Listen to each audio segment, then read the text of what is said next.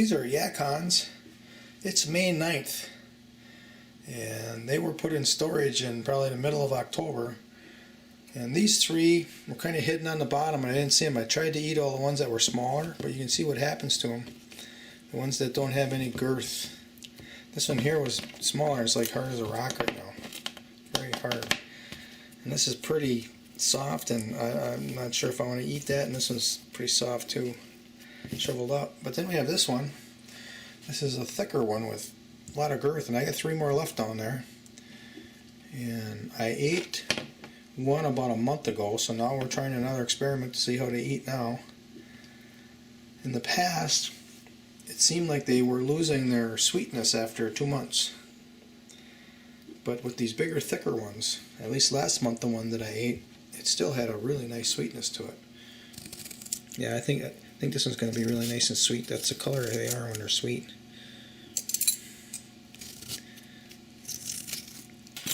In the spring, there's otherwise a dearth of food to eat. Your storage food has to kind of fill in the gaps. Well, here we go.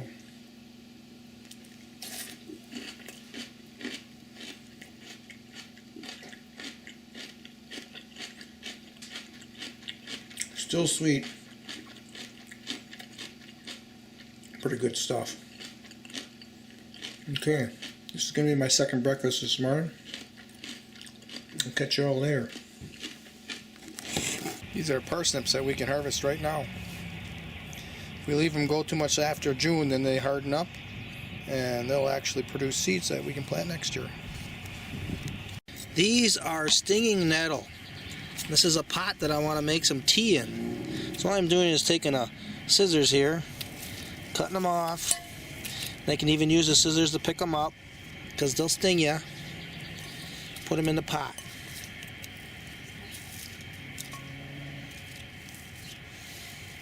I can see some of them are even having some flea beetle damage already, so I've got that little trick that I discovered a couple years ago where I put fruit in a bowl of water and the flea beetles will jump in and drown. You keep the camera in the action, right?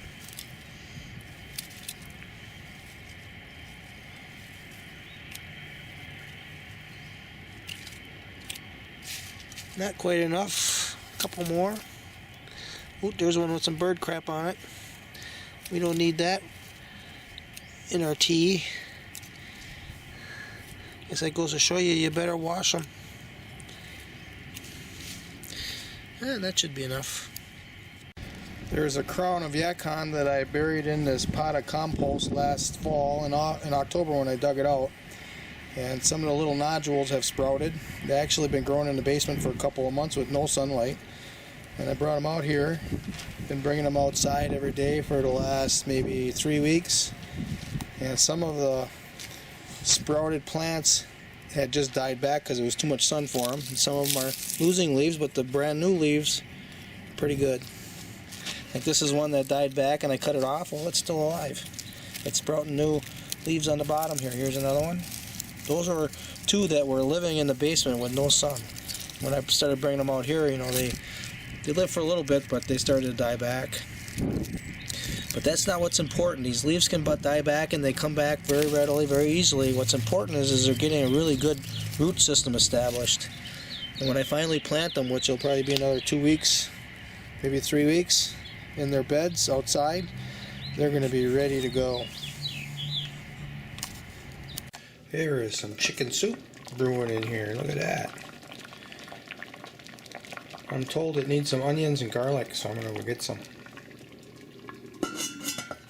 This is a nice clump of garlic. It's not 20 years old like some of them in the back. You can tell it because there's like 100 garlic all clustered together. So this would be from last year. It just has 2, 4, 6, maybe 7 cloves. And they're a little larger because they're not all crowded out. Here's my garlic specimen right here.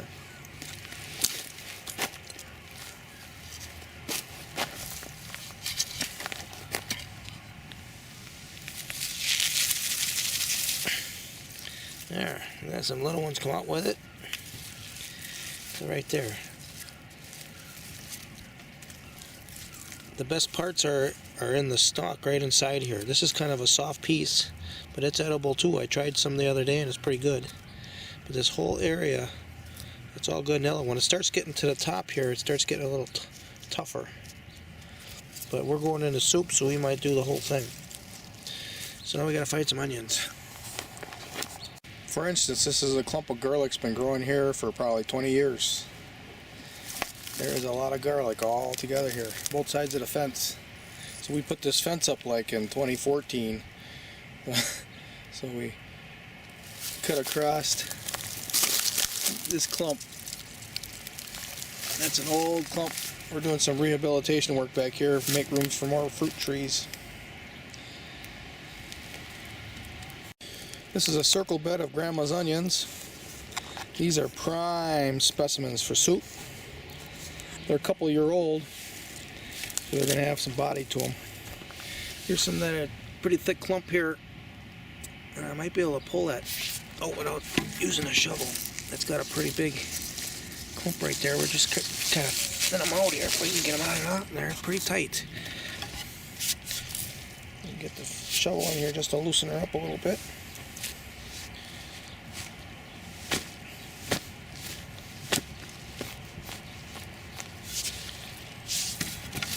Oops. There we go. Is that enough, or should I get some more? I think we'll pull some more and use some for breakfast tomorrow. There's another thick clump over here.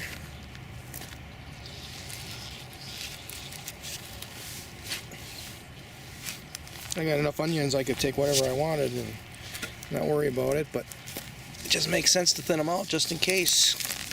Might get sick of onions.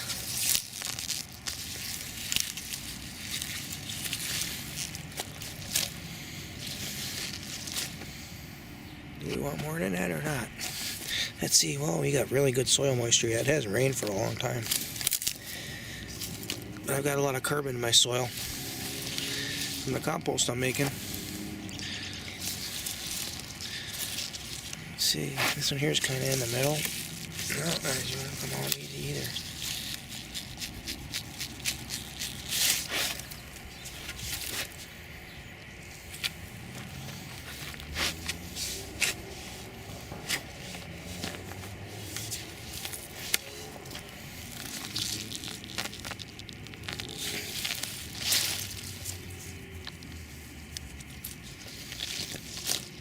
That should be enough. Okay. Looks good. Another week I'm going to harvest it all and incorporate it into the composting I'm doing. That is a source of nitrogen. That fires that pile right up. Here's the elephant garlic. I hadn't noticed. Must have planted that. I don't normally plant two together like that.